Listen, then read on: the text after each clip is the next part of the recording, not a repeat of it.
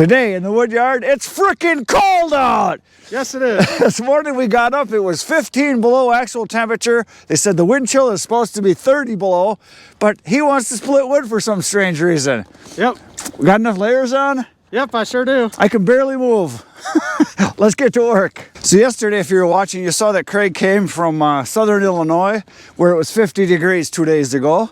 And now it's 15 below, so you had a 65-degree temperature change. Isn't that nice? Yeah, very nice. Not really. He had to go buy some long underwear so he wouldn't die today. We're gonna see what we can do with the splitter. We had to back up by my building. I put a hair dryer on it, I put a heat light on it, and I covered it up with a big blanket. And we got it warmed up enough that I could get it started because it wouldn't start otherwise. We already warmed it up, so we're ready to go. But what we got here is a big pile of ash that I cut the last few days, and then some stuff I got for free too. So we're gonna work on this and go until we can't feel anything, and then we're gonna quit and go in and warm up. So we're gonna get splitting right now.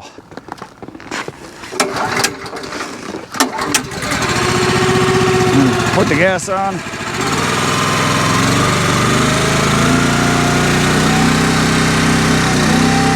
There you go. And then run the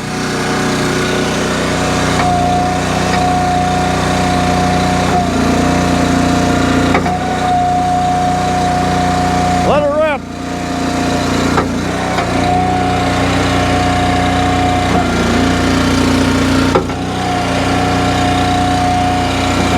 Go ahead, put her in. Watch your fingers. Have you re-split this one? Yep. There you go.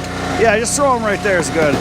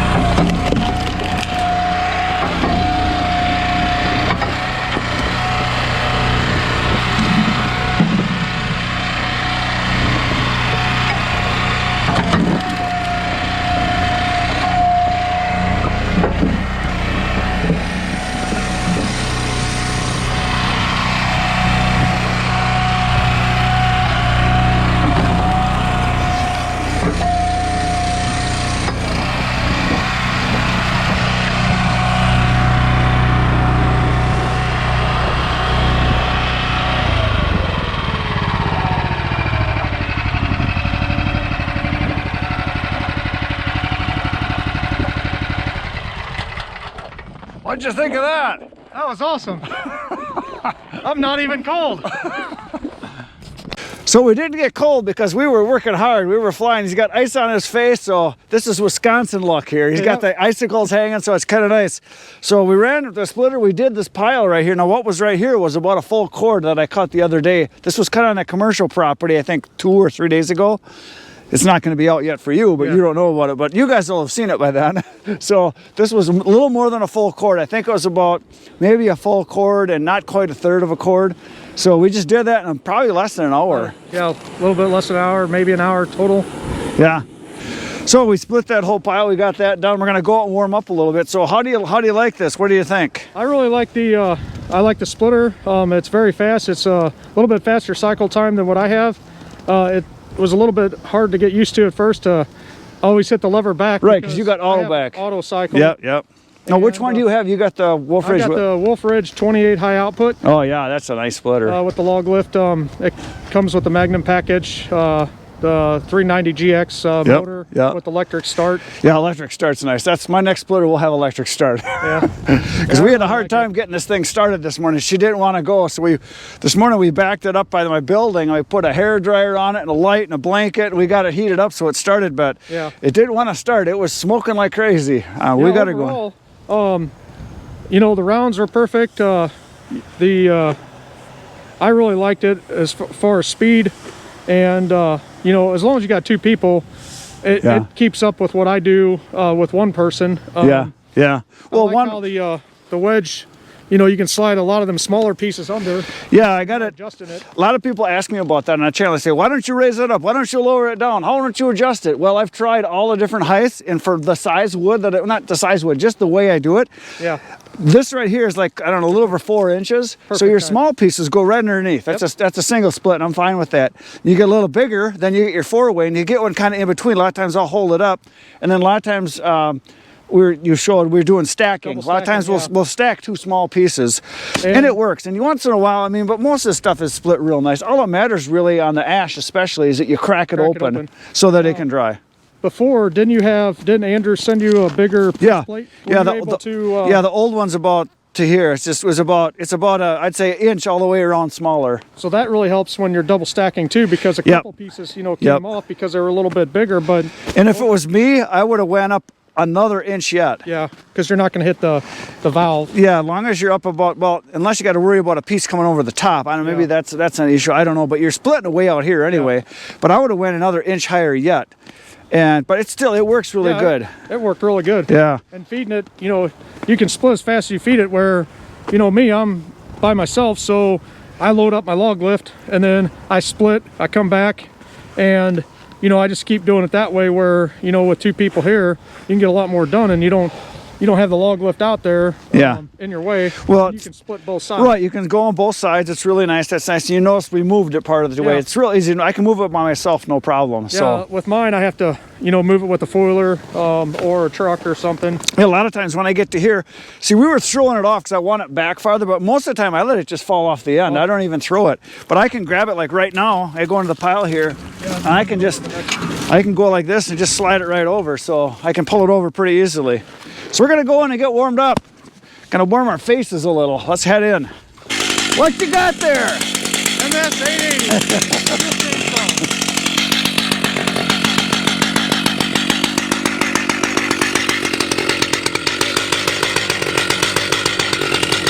All right, so we quit splitting, and we couldn't resist. We just had to start this bad boy up.